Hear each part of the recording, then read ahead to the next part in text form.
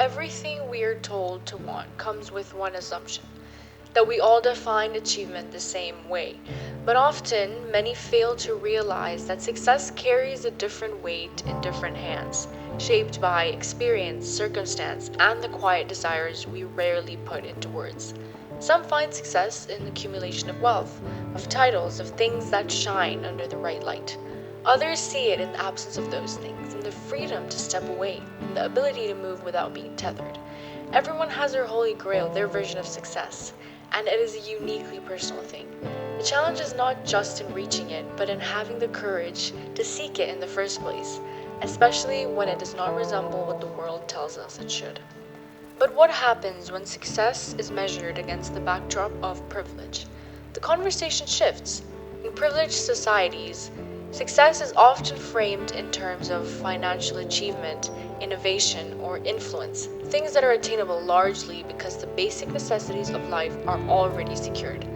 But is success the same for someone born into struggle? In an underprivileged society where survival itself is a battle, is success found in a degree, a business, or simply in ensuring that the next generation has a better life? Is the mother who cares for her family holding it together through hardship a success story? Or is she considered a failure because maybe she doesn't earn money? From the moment we enter school, we are funneled into a system that rewards obedience over curiosity, memorization over independent thought. We are told that good grades lead to good jobs, and the right career will lead to a respectable life, and that anything outside this framework is a deviation, a failure. Creativity is encouraged only if it can be commodified, passion only if it is profitable. The artist, the musician, the philosopher, these pursuits are often dismissed as hobbies unless they yield financial success, while wealth and status are praised regardless of how they're obtained. This prejudice runs deep, shaping not just how we define success, but also how we judge those who choose a different path. A person who sacrifices joy for a six-figure salary is seen as ambitious, while someone who prioritizes fulfillment over wealth is often seen as naive. But who decided that one is greater than the other? And if success is meant to be personal, why does it so often feel like something we're forced to inherit, rather than something we're free to define? It's easy to mistake success for a destination, something fixed and waiting. The house, the promotion, the moment where everything clicks into place. But for some, success isn't a peak to be reached, it's movement itself.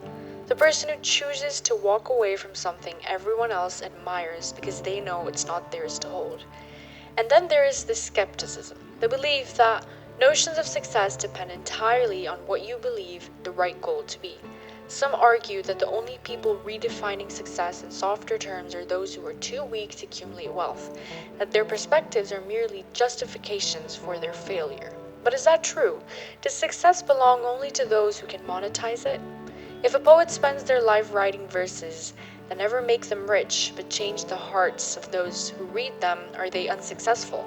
If a scientist dedicates decades to a breakthrough they never see completed, does their work hold no value?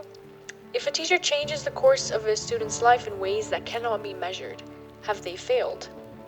Maybe success, if it can be captured at all, is not about the size of one's achievements, but about whether they were the right ones to chase.